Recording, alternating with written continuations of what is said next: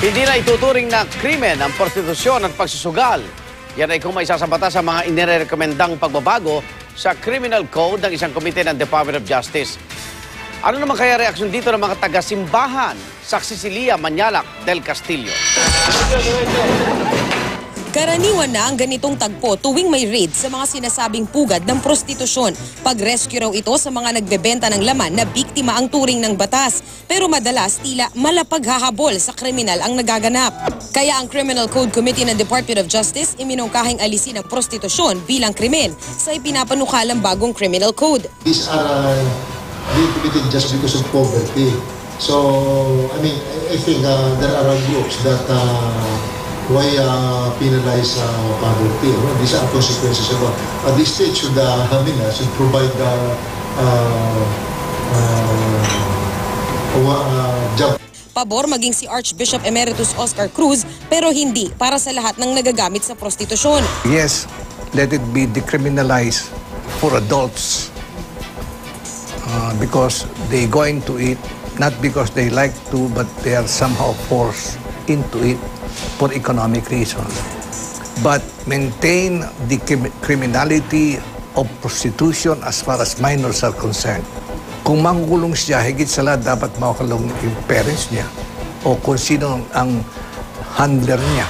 Nauna nang ipinanukala ng United Nations na gawing legal ang prostitusyon sa Pilipinas para raw maprotektahan ang kapakanan ng mga commercial sex worker.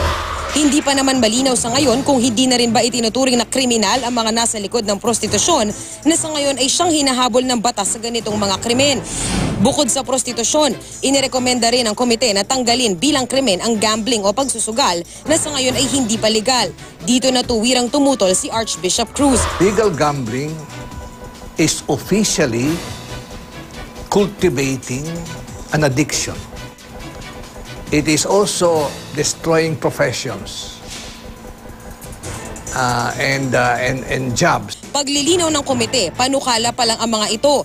At kung may kadikit namang ibang illegal na gawain, magagamit daw ang mga batas na nakasakop doon, gaya ng violence against women and children. Pero habang wala pang pagbabago sa Criminal Code, patuloy daw susugpuin ng pulisya ang prostitusyon at illegal na pagsusugal. Ang palasyo, hahayaan munang tapusin ang pag-aaral sa mga pagbabago sa Criminal Code. Ano po yung kanilang layunin? Ay para mahanap po yung mga best approaches to address yung mga social issues po natin that are presently criminalized.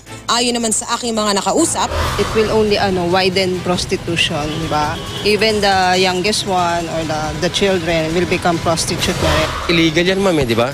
Maraming mapipirwisyo una, tao, di ba? Pamilya. Ako si Lia Manyalak del Castillo, ang inyong saksi.